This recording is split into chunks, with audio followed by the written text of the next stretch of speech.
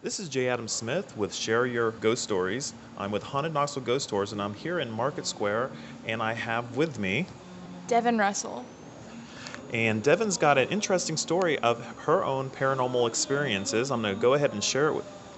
I actually went to a church retreat up in Sevierville with five of my friends, and we shared a room. We were senior girls in high school, so we thought we were hot shots, and we were up giggling all night. And people came in and told us, hey, it's 1 in the morning. You need to simmer down and be quiet. So we finally lay down, go to bed, and at 3 o'clock I woke up, and my five friends in the room with me were just screaming bloody murder. I mean, the most blood-curdling sound I've ever heard. And I looked up, and there were people in all black standing at the foot of the bed and along the side of the beds and over into the hallway almost, just staring down at us, and just the most eerie thing in the world. And so I heard a voice in my head, like, just turn on the light, turn on the light. And so I reached up and flipped on the light, and no one was there. And after that, I just sat there for a second. My friends were just trembling and crying, and I didn't know what to do. And I yelled at one of my friends who was laying on the floor to go lock the door, and she couldn't move. I mean, she was just paralyzed with fear. So I jumped up to go lock it myself, and it was already locked.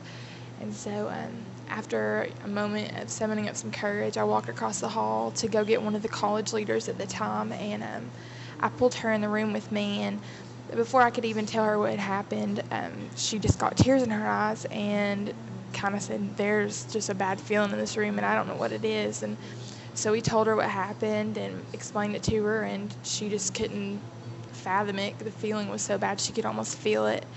And I think the scariest part of all of it was that we'd been yelled at earlier for laughing too loud, but no one heard us screaming at the top of our lungs the whole time. No one heard it. So, one question I have for you is, would you return back to that cabin today? I actually have twice. And what kind of experience did you have when you went back there to revisit it? The first time, it was just, got that feeling in the middle of the night and just woke up at 3. Nothing happened, but it was just, I felt that thickness of the air and just that feeling like somebody was watching me all the time. And I kind of shook it off the first time. I tried to lay back down, and it just it shook me up, and I went and slept in another room. I couldn't do it. And how does it feel being able to kind of share on an open platform the experience and not being made feel like you're crazy? Immediately after it happened, I didn't like telling people because people did think I was crazy. But